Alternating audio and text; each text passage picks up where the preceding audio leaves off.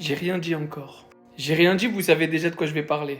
J'ai rien dit, vous avez déjà compris. J'ai rien dit, vous savez très bien que j'ai raison depuis le début. Écoutez attentivement ce que je vais dire. Le Real a gagné ce soir. Je suis pas en train de dire une seule seconde que le Real est meilleur sans Mbappé ou pire sans Mbappé. Là n'est pas la question. Parlons simplement factuellement, tactiquement, positionnement. Lorsqu'Mbappé n'est pas sur le terrain, lorsqu'Mbappé est sur le banc, est-ce que vous voyez la différence? Est-ce que vous voyez à quel point Vinicius ressemble au Vinicius que vous avez connu pendant les dernières années au Real? Oui, évidemment, on a tous vu le match ce soir. On a tous vu à quel point Vinicius prenait le jeu à son compte, à quel point il a pu déborder, à quel point il était libre, à quel point il a pu faire des différences sur son côté, repiquer dans l'axe, comme il avait l'habitude de le faire quand il prétendait au Ballon d'Or, quand il prétendait être l'un des meilleurs joueurs du monde.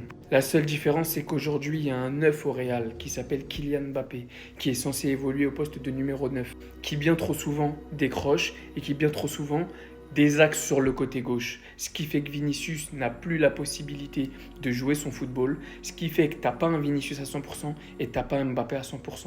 Je l'ai dit avant même qu'il arrive, c'est pas un 9, ça sera jamais un 9 pour moi. Ça veut pas dire qu'il sera un mauvais joueur, et encore moins qu'il ne se tâtera pas. Mais ces deux joueurs se disputent le même poste, et je vois pas de solution pour que ces deux joueurs puissent briller ensemble au Real. C'est pas de la haine, c'est pas de la jalousie, c'est pas parce que je suis barcelonais. Rendez-vous à l'évidence, soyez juste un minimum objectif, utilisez vos yeux, et vous comprendrez que quand Kylian est bon, Vinicius ne l'est pas. Quand Vinicius est bon, Kylian ne l'est pas, à part de rares exceptions. Et c'est ni la faute de l'un ni de l'autre. C'est juste dû à leur qualité, à leur position préférentielle, qui sont à la base deux joueurs qui aiment partir du côté gauche, tout simplement. Donc si je suis fou, je vous écoute en commentaire, mais venez avec des arguments.